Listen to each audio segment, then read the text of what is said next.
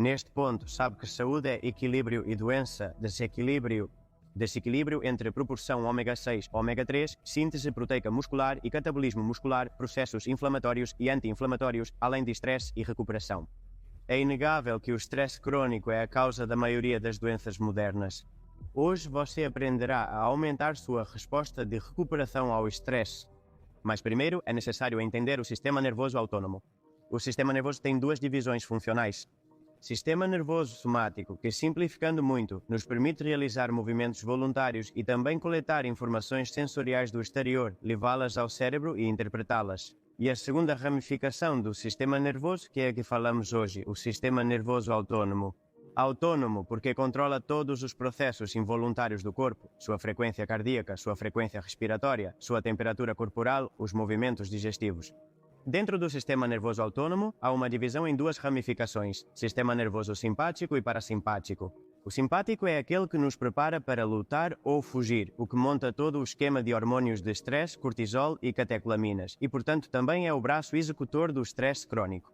O parasimpático faz exatamente o contrário porque está ligado a processos de reparação, recuperação e regeneração. É ativado, como se pode imaginar, durante o sono noturno, na siesta, após as refeições e quando se está relaxado, como eu estou agora. A primeira pergunta é: em qual ramo do sistema nervoso autônomo você acredita haver um desequilíbrio atualmente? Evidentemente existe um desequilíbrio muito importante e a nível populacional para o sistema nervoso simpático, o que fica claramente refletido na pandemia de estresse crônico que todos nós vivemos. Temos um simpático hiperativo e um parasimpático muito pouco ativo.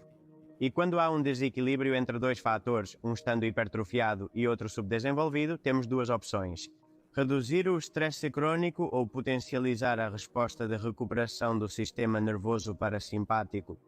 Hoje em dia, reduzir o estresse crônico é lutar contra um gigante onipresente. Claro, podemos fazer coisas já vistas em muitos vídeos, mas há algo mais não usual e sobre o qual ainda não conversei com você. Maximize suas respostas de recuperação e o sistema nervoso parasimpático.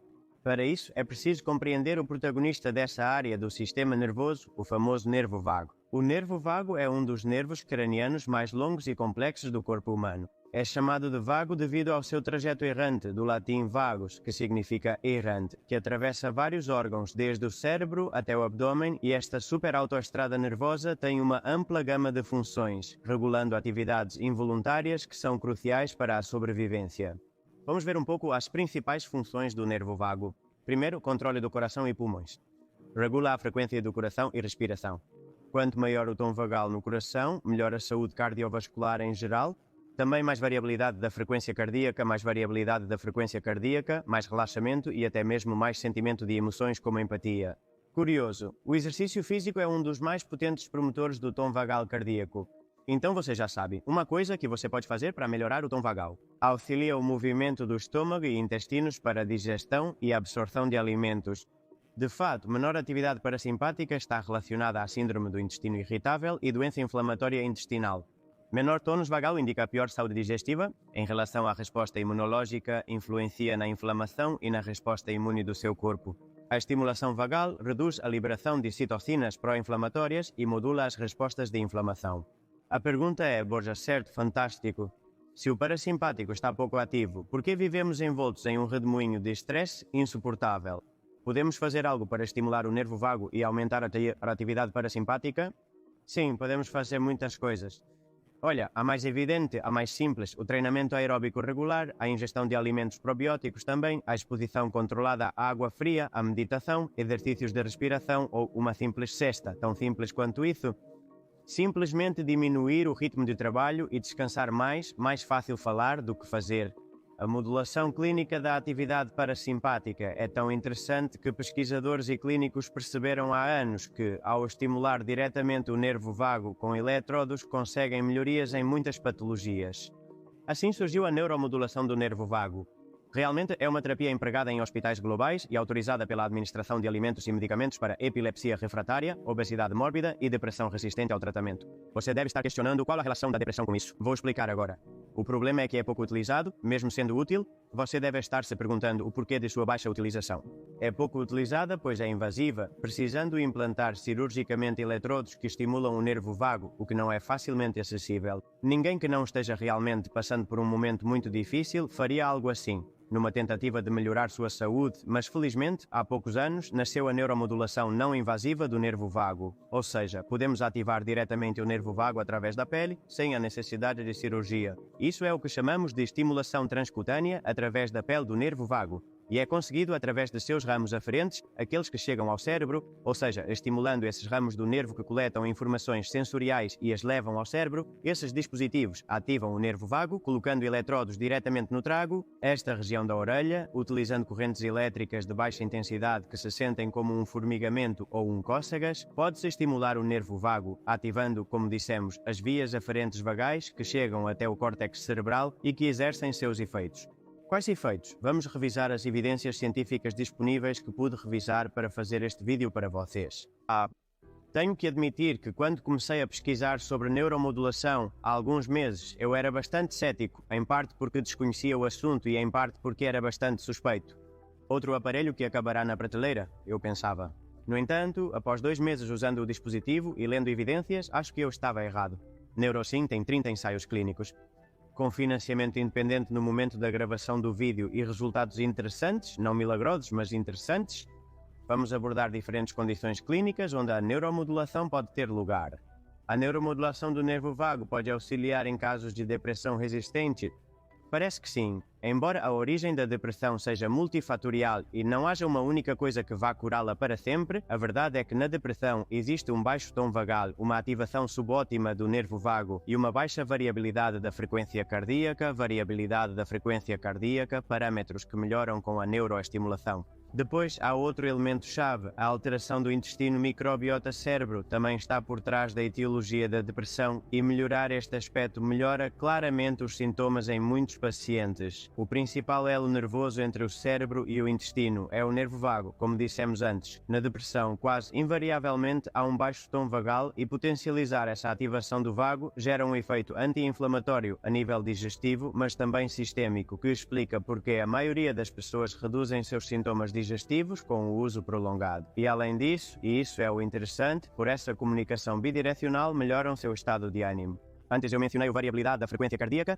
A redução na variabilidade da frequência cardíaca é um marcador não invasivo, fácil de realizar, que você pode fazer agora mesmo com seu celular em casa e que está presente em problemas de saúde mental como síndrome de burnout, ansiedade ou depressão. E o que os três têm em comum? Estresse crônico. Próxima melhoria, diminuição do estresse crônico. Como mencionado, uma variabilidade da frequência cardíaca baixa está associada a maior morbidade, mortalidade em diversas doenças e ao estresse crônico. A variabilidade da frequência cardíaca é a variabilidade no tempo que dura o período consecutivo entre 2 batimentos. Reforço a variabilidade no tempo entre 2 batimentos consecutivos. É o marcador menos invasivo que temos para monitorar nossa função autónoma, a função do sistema nervoso autónomo. Uma variabilidade da frequência cardíaca baixa nos fala de um sistema nervoso autónomo desequilibrado para o braço simpático. Sabe, estresse, luta, fuga. Uma variabilidade da frequência cardíaca mais elevada seria protetora contra patologias relacionadas ao estresse oxidativo e excesso de resposta inflamatória. Aqui entraria na maioria das doenças crônicas não transmissíveis. E a neuroestimulação do nervo vago aumenta a variabilidade da frequência cardíaca em pouco tempo. Se for complexo compreender, considere a variabilidade da frequência cardíaca como sua habilidade de reagir ao estresse. O estresse não é ruim por si só. O pior é não ter meios para nos reerguermos. De inflamação crônica, este estudo de 2024 reflete bem isso. A estimulação dos ramos aferentes do nervo vago, ou seja, que entram no cérebro, modulam o chamado eixo hipotálamo-hipófise-adrenal. Por outro lado, as vias eferentes que saem do cérebro para órgãos periféricos liberam acetilcolina, ativando receptores nicotínicos que modulam a resposta imune, reduzindo moléculas inflamatórias como o fator de necrose tumoral alfa. Estas são as 2 vias anti-inflamatórias do nervo vago. E de fato, há evidências interessantes. Por exemplo, em pacientes com insuficiência cardíaca e fração de ejeção preservada, a neuroestimulação reduz parâmetros inflamatórios e até mesmo melhora a função vascular. E terminemos com a última área onde acredito que a modulação do nervo vago terá muito a dizer nos próximos anos, a esfera digestiva. Como já é de seu conhecimento, o nervo vago é a via de conexão bidirecional entre o cérebro e o sistema digestivo, de cima para baixo e vice-versa.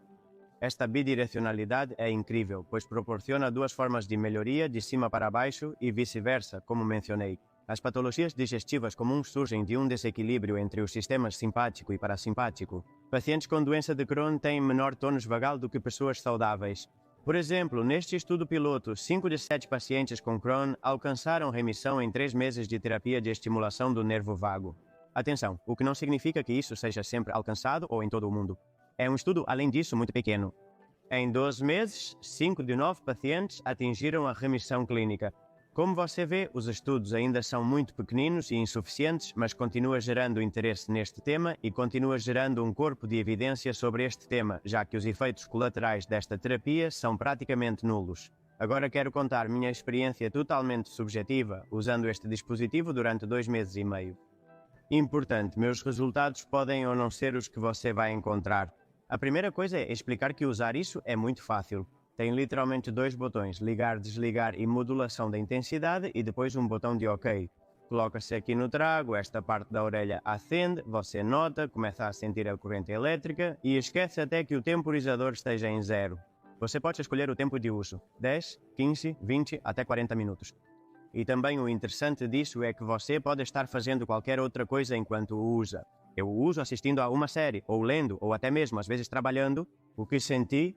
Nos primeiros dias, percebi que talvez dormia mais facilmente. Também notei que o sono noturno era um pouco mais restaurador, o que não é pouco. Contudo, as alterações mais relevantes surgiram após a primeira semana de uso. E aqui eu quero fazer uma pausa, porque provavelmente usar isso de forma esporádica, uma vez sempre que você se lembra, ou 2 ou 3 vezes soltas por semana, não consiga os benefícios que realmente pode obter. É necessário usar consistentemente, preferencialmente no mesmo horário diariamente, seja pela manhã ou noite. Usá-lo diariamente por um mínimo de 30 minutos, um máximo de 2 horas, 3 horas. Não há realmente um máximo que você possa usá-lo, mas consistência. Usá-lo diariamente e diariamente é de segunda a domingo. Bem, como eu estava dizendo, as mudanças mais interessantes vieram após a primeira semana de uso, e eu as dividiria em 3: ansiedade, recuperação esportiva e sintomas digestivos. Quanto à ansiedade, os últimos meses realmente não foram muito fáceis, pois tive muitas mudanças ao mesmo tempo que tentei manter o mesmo ritmo de trabalho, e isso não é fácil.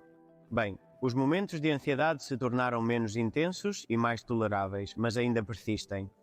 No âmbito esportivo, vocês já sabem que eu treino muito, há dias que faço 2 sessões e um dos elementos mais importantes para qualquer pessoa que se preocupa com seu desempenho físico é a recuperação. Quanto tempo você leva para se recuperar e qual a qualidade da sua recuperação? Usando o neuroestimulador, não sei se através da melhoria do sono noturno ou diretamente através de outras vias, me recupero melhor nos treinos e chego muito menos cansado à segunda sessão e posso fazer várias sessões duplas por semana e continuar rendendo normalmente. Reduz o tempo de recuperação. Claro, isso foi notado significativamente nos resultados e competição.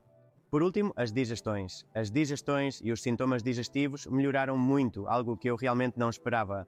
Menos inchaço abdominal, menos gases, digestões mais suaves. Como mencionei, seu tom vagal pode ser melhorado de várias formas, com o exercício aeróbico sendo uma das mais eficazes. Se acredita que um dispositivo de neuroestimulação pode ajudar, após consultar seu provedor de saúde, as informações estão na descrição e no comentário fixado do vídeo.